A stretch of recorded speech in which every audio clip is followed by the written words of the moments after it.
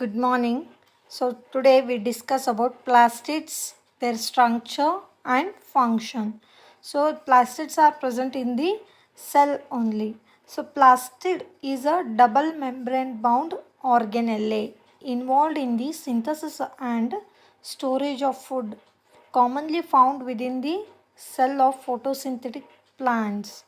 Plastids were discovered and named by Ernst Haeckel, but AFW Sampo was the first to prove a clear definition. They are necessary for essential life processes like photosynthesis and food storage. A plastid containing green pigment is called chloroplast, whereas a plastid containing pigments apart from green is called a chromoplast. A plastid that lacks pigments is called a leucoplastid and is involved mainly in food storage. So here there are different types of plastids: theoplast, chromoplast, chloroplast, leucoplast, amyloplast, ilioplast, proteinoplast. So there are different among their function, right? So here an undifferentiated plastid is called a proplastid. It may develop later in any of the other plastids. So first is a chloroplast. It is an important organelle in a plant cell. So the chloroplasts are probably the most known of the plastids. These are responsible for photosynthesis. The chloroplast is filled with thylakoids, which is where photosynthesis occurs and chlorophyll remains. Chromoplasts are units where pigments are stored and synthesized in the plant. These are found in flowering plants, fruits, and aging leaves. The chloroplast actually convert over the chromoplast. The carotenoid pigments allow for the different colors seen in fruits and the fall leaves. One of the main reasons for these structures and the colors is to attract pollinators. Those are nothing but a chromoplasts. Next is a leucoplast, third one, are a non-pigment organelle. They are found in the non-photosynthetic parts of the plant such as the roots. Depending on what the plant needs, they may become essentially just storage shuts for starches, lipids and proteins. They are more readily used for synthesizing amino acids and fatty acids. The leucoplasts may be an amyloplast that stores starch, an ilioplast that stores fat, or a proteinoplast that stores proteins among their names, right? Next is a granotoplast. Granotoplasts are basically chloroplasts that are going through the aging process. These are a chloroplast of the leaves that are beginning to convert into different organelles or being repurposed since the leaf is no longer utilizing photosynthesis, such as in the fall months. So next is a structure of plastids. Chloroplast may be a spherical or a ovoid or a discoid in higher plants, and a stellate, cup shaped or a spiral as in some algae. So they are usually 4 to 6 micrometer in diameter and 20 to 40 in number in each cell of a higher plants, evenly distributed throughout the cytoplasm.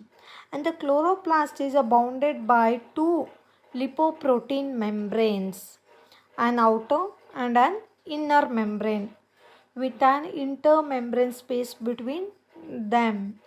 So the inner membrane encloses a matrix we call the stroma, which contains small cylindrical structures called a grana. Most chloroplasts contain 10 to 100 grana. So you can see here it is having outer membrane and inner membrane. In between outer and inner membrane the space is a intermembrane. And inside the inner membrane you are having a matrix called stroma.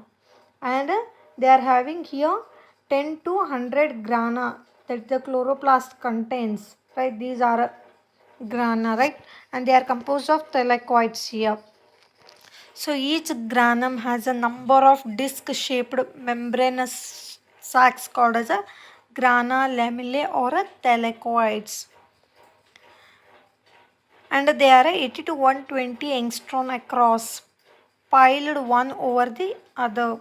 And the grana are interconnected by a network of anstomosing tubules called intergrana or stroma lamella. So single thylakoid called stroma thylakoids are also found in chloroplast, electron dense bodies, osmophilic granules along with ribosomes, circular DNA, RNA and soluble enzymes of Kelvin cycle are also present in the matrix of the stroma. So the chloroplasts thus have three different membranes, the outer, the inner and a thylakoid membrane. The thylakoid membrane consists of a lipoprotein with a greater amount of lipids which are galactolipids, sulfolipids, phospholipids. The inner surface of the thylakoid membrane is granular in the organization due to small spheroidal quantosomes. So the quantosomes are the photosynthetic units and consist of two structurally distinct photosystems, that is a PS1 and PS2 containing about 250 chlorophyll molecules. Each photosystem has a antenna chlorophyll complexes and a one reaction center in which energy conversion take place. In higher plants, the pigments present are chlorophyll A, chlorophyll B, carotene and xanthophyll. The two photosystems and the components of the electron transport chain are asymmetrically distributed across the thylakoid membrane. Electron acceptors of both photosystem 1 and 2 are on the outer surface of the thylakoid membrane. Electron donors of photosystem 1 are on the inner surface, that is in the thylakoid space. So next about functions of plastids. All plant cells contain plastids in some shape or a form. This roll call indicates their functional diversity and demonstrates that plastids lie at a very core of plant cellular function. Plastids are the site of manufacture and storage of important chemical compounds used by the cells of autotrophic eukaryotes.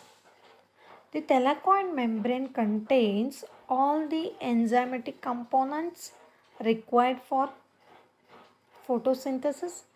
Interaction between chlorophyll, electron carriers, coupling factors and other components take place within the thylakoid membrane.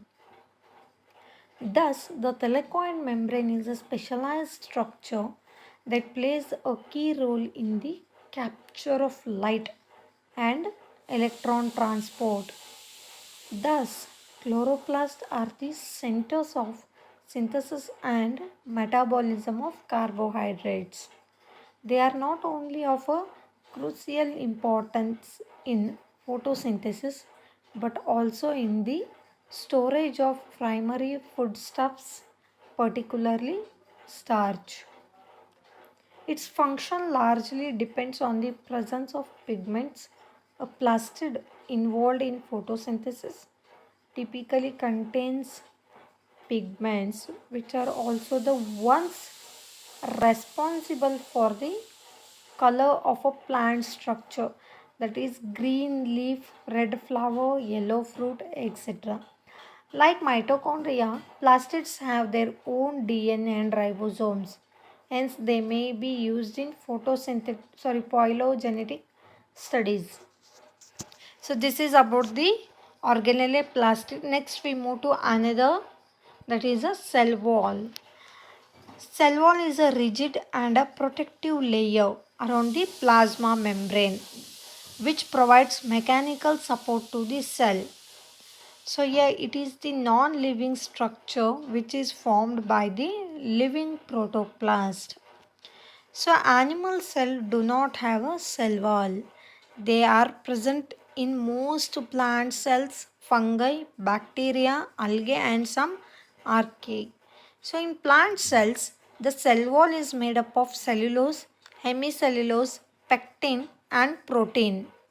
In many fungi, the cell wall is formed of a chitin, and in bacteria, the cell wall contains protein lipid polysaccharides complexes. So the cell wall has a many important functions in a cell, including protection, structure and support. So the structure of cell wall, you can see the here diagram, a rigid layer of polysaccharides enclosing the membrane of plant and prokaryotic cell, maintains the shape of the cell and serves as the protective barrier here. So the plant cell wall is multi-layer and consists of up to 3 sections here. From the outermost layer of the cell wall, these layers are identified as a middle lamella, primary cell wall and secondary cell wall. While all plant cells have a middle lamella and primary cell wall, not all have a secondary cell wall. So middle lamella means it is the outer cell wall layer, contains polysaccharides called pectins. So pectins aid in cell adhesion by helping the cell walls of adjacent cells to bind to one another. So primary cell wall, this layer is formed between the middle lamella and the plasma membrane in growing plant cells. It is primarily composed of cellulose microfibrils contained within a gel-like matrix of hemicellulose fibers and pectin polysaccharides. So the primary cell wall provides the strength and flexibility needed to allow for cell growth. So secondary cell wall means this layer is formed between the primary cell wall and a plasma membrane in only some plants here. So once the primary cell wall has stopped dividing and growing, it may thicken to form a secondary cell wall. This rigid layer strengthens and support the cell. So in addition to cellulose and hemicellulose, some secondary cell wall contain lignin also.